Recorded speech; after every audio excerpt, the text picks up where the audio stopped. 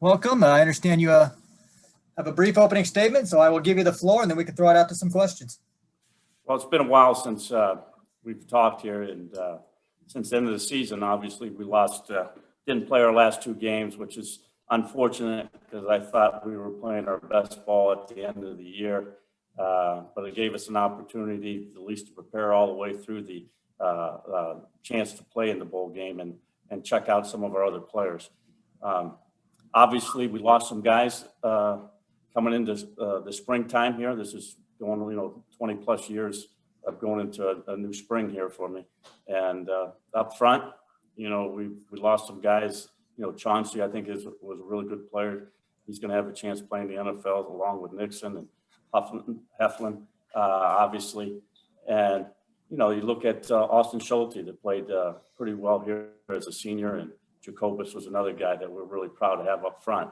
And then in the linebacker depth, we lost, Nick Neiman, which was a pretty productive player there for us, and obviously Barrington Wade at safety. And very fortunate in the back end here to, keep everybody here. Matt decided to stay another year. I was thrilled about that. Gives us some leadership back there, and he's kind of been through the routine. He's played a lot of games here and can give a lot of insight to some of the corners that are coming up and some of the other guys in the back end. So very pleased to where we're at. Looking forward to, finishing up. The first 4 days of practice have been really good, I thought, of getting guys out there and getting some work. We'll have some guys I think is having some flexibility and playing different positions. So it's really good. I see a lot of growth in some of the guys in the back end with Castro. I think he's done a really good job there in the last couple of days of practice. And look at Harris, he's done a good job. And Terry Roberts is another guy that's really stepped up at corner. So the depth is kind of back. I know we got Riley and Hankins back at corner, but with those two guys, I think it's really going to be really interesting to see how it all pans out, because you got Dane back there and obviously Merriweather and Jack. And so very pleased where we're at right now. I guess I'll leave that open to questions for you guys right now. Thanks, Coach. If anyone out there has a question for Phil Parker, please throw your hand up by clicking on the reactions button at the bottom of your screen. First question this afternoon, Coach Parker, is from Scott Docterman. Hey, Phil, how are you? I'm doing great. You? I'm doing well myself. Thanks for asking. I was wondering to know a couple of redshirt freshmen. Y.A. Black got in a few games last year, kind of probably more out of necessity than anything else, but seems to have incredible size. And then Logan Jones as well. Just seemed to break all these weight room records, which is rare for his age. What do you see from those two, and where do they kind of fit in right now? Very impressed. Black is going to play. He can probably play outside and inside. Right now, we got put inside as a tackle. I think he's done a really good job. Really mature. It was nice to have him in there last year. He was a little young, but gave him a chance to get out there. Now I think it's really good for him during the spring to take a up row. He's lined up as the number one right now, and we're very happy with what direction he's going into. And Logan Jones is a guy that's very powerful and very strong. He's learning the position. There's some good plays the other day in 9-on-7 that I really enjoyed him doing. I wouldn't say, I say probably a little bit thicker. I don't want to throw this name out here, but it kind of reminds me a little bit of Mitch King as far as taking up some space inside. Really like the way he's going there. Obviously, Zach is back at the defensive end, so we're fortunate there. And Wagoner will probably be at the other end, and then Noah Shannon at our other tackle spot. So very pleased. And some young guys in there. You look at Craig playing defensive end for us. Herkett, I think, is a good guy in there too. So really got some young guys, experience. They got a lot of growth, and I think it's really going to. I'm looking forward to the next 4 or 5 practices to see where they're at, and before we finish up the last 3 or 4. So we've got some time left. The next question, Phil, is from Chad Leistico. Hey, Phil, I just made my post. Phil Parker projects next Mitch King. Oh, that's beautiful. What in the back end, one guy you didn't mention was Xavier Williams, and just curious kind of how he came about into the program and what have you seen from him so far and how does he fit in? Is he a safety or a corner? Well, good question. You know, at the beginning of the year there, we were trying to think about exactly what was going on with Matt and didn't know if Matt was going to stay or not. And, you know, I think Xavier was trying to find a place to go. He always wanted to extend his career a little bit after he was done where he was at, graduated, and, you know, piqued up to our interest and said, you know, if we pick him up, it would definitely a good player. Anytime you get a good player come into your program, it's good. But I think he fits in well with us. We're going to probably play him at corner. With him, he has to understand a little bit of what our terminology is and what we do in our scheme compared to what he was used to. And I know he's played both positions at Northern Iowa, but I think, you know, right now I think he'd be more of a corner for us, and very excited. Well put together, good footwork, and smart kid. Already has his degree and, you know, going for another one. The next question, Phil, is from Tom Kakert. Hey, Phil.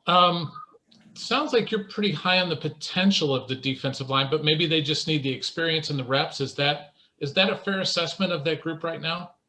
Well, I'm positive. I guess all of them. We haven't talked about the linebackers yet, but I think I'm really excited to see where this group can go.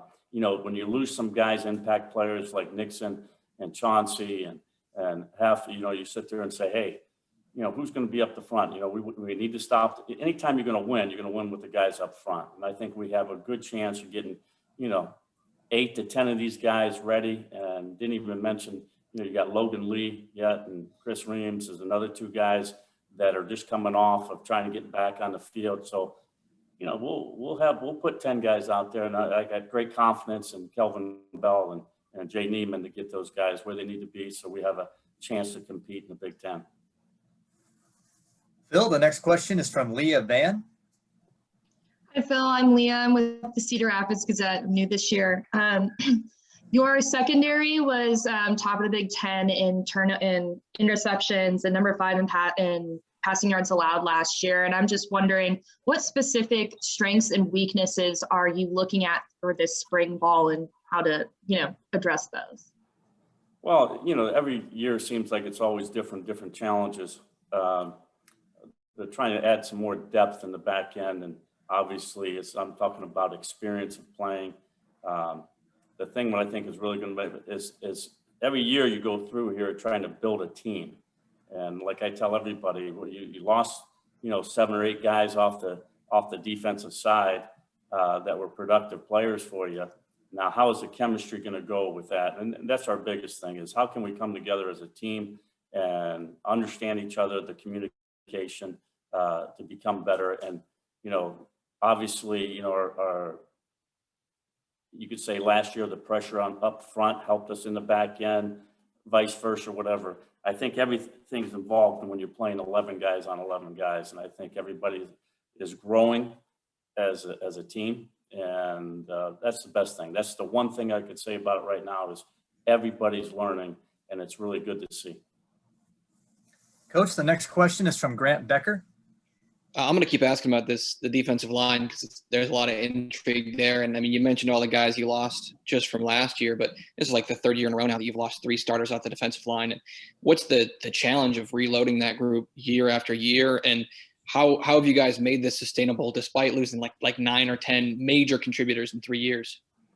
Well, the one thing that's consistent about it is it's been the same system for a long time. And, you know, everybody says we're a developmental program.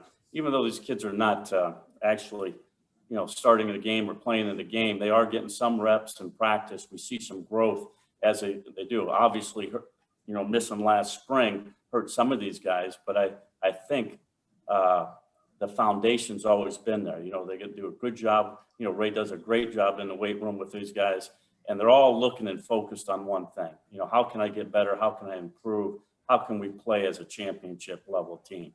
And that's what we're here to do. And I think our guys have all bought in on it. I think the more knowledge they get, the more meeting times you have, the more times you get on the field, the better chances you have to win and be consistent. We like to stay simple as we can.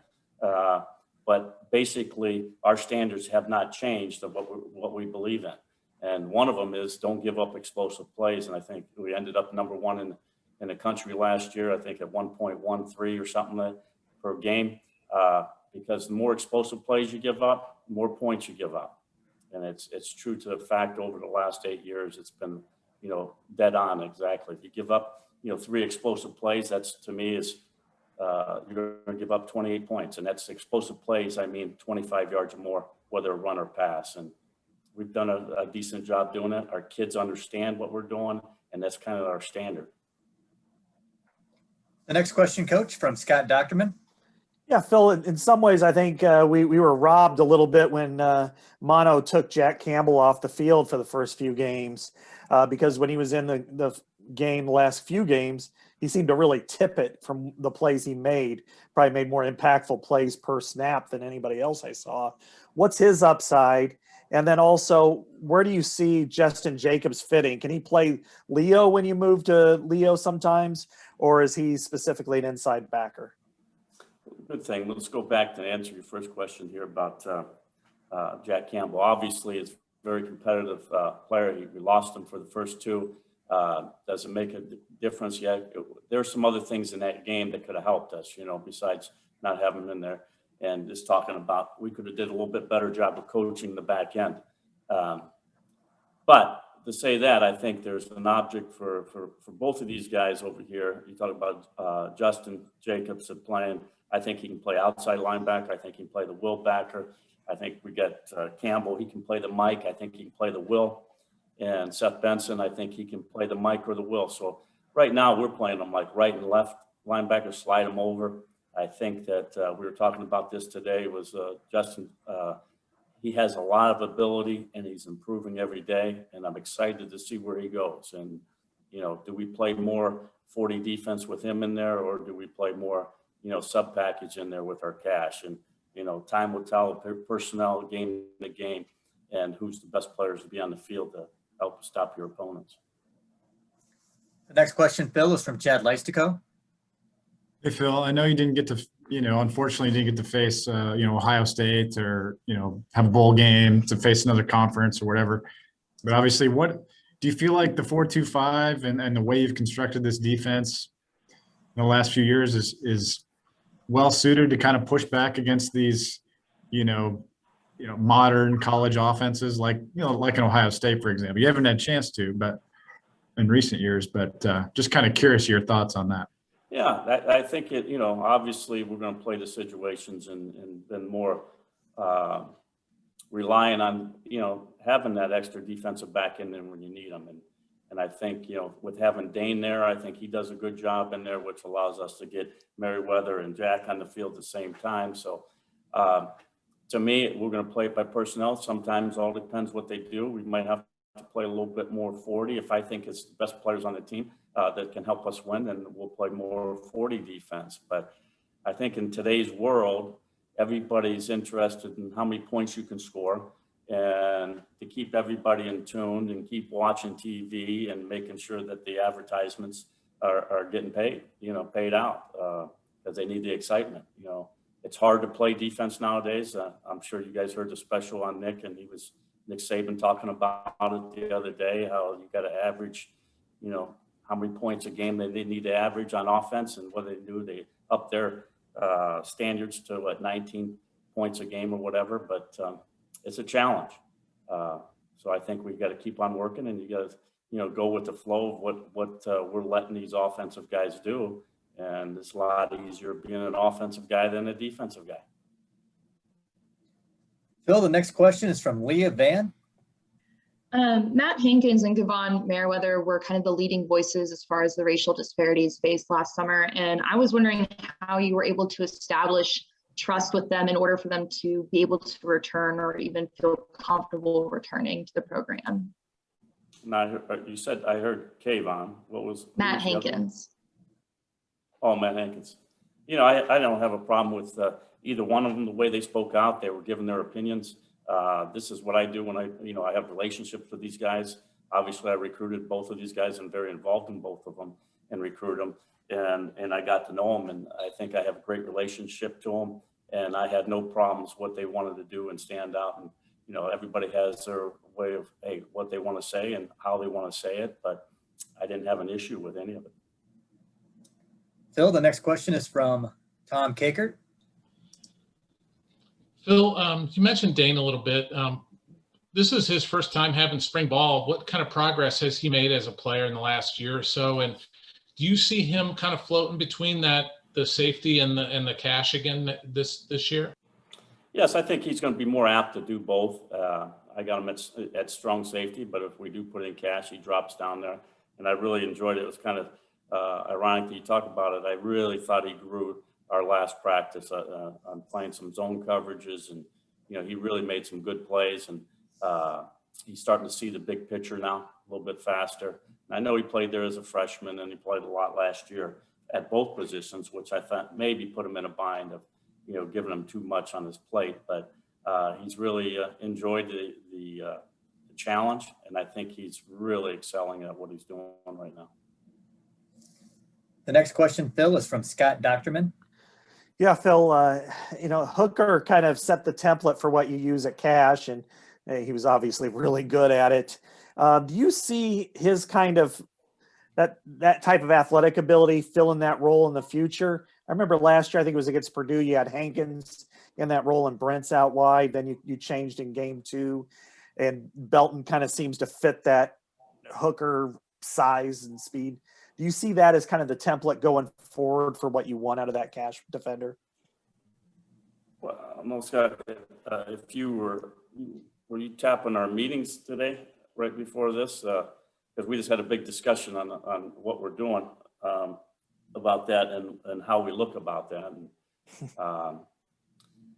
you know, right now I think Dane it all depends what are you doing with the guy? What are we asking him to do? And sometimes, you know, you get in there, and when we playing Penn State, you got a fast guy in there. Are we asking him to play man-to-man? Or are we asking him to play zone concept and pattern match stuff? And do you need a support guy? Do you need a savvy guy that can come on a blitz? Or do you want to put a corner in there? Like there's multiple guys that we can put in there, and hey, we're going to play man-to-man on this guy strictly, and put somebody like Hankins in there, or Moss in there, or Terry Roberts, for example, or Harris. More of a corner type cover guy, and play more man coverage and play more of our nickel dime package compared to, you know, maybe our cash, you know, zone concepts and first and second down, second and 8 down situation. So, you know, we're still evaluating that, but we're trying to make sure that we get the best guys on the field that's going to help us win. So you see Cash and Star kind of differently, just depending on if you've got KJ Hamler in the slot from Penn State versus a second tight end type of thing? Yeah, I think that's, you know, obviously a way to look at it, you know, and we're still evaluating that. And we like to get the best guys on the field that's going to help us win. And, you know, day to day. And, you know, I just don't want to sit a good player sitting down on the sideline when I think he can help us in there at a different position, maybe. You know, whether it's another linebacker position or whatever, I need to get some guys out there that can help us win. We've heard a lot from, I apologize for jumping in, but we heard a lot about John Wagoner, about his growth. What do you see from him? And is he going to, I know last year he was going to slide inside. Is he more of an edge guy for you this spring? Right now he's playing at left end right now. I think we're very pleased with what he's given us. Obviously, we're in the, you know, only fourth practice, going into 5th tomorrow. But he's done a really good job. Really look forward to seeing how he keeps on growing at the position. You're right, we did think about him inside, but right now with Noah inside and Logan Jones inside and Black inside, so I think that gives us some other options to keep him outside right now. So right now I think we're pretty set on, you know, the 2 deep right now, and maybe we can get the other guys back off of some injury. Probably we'll get them after, you know, in the summertime. So I'm looking forward to us having at least, you know, 10 guys to get in there and play. All right, Coach Parker, I think we're all set here. Thanks for your time this afternoon. Thank you guys, and have a good rest of the April. Okay. Same to you.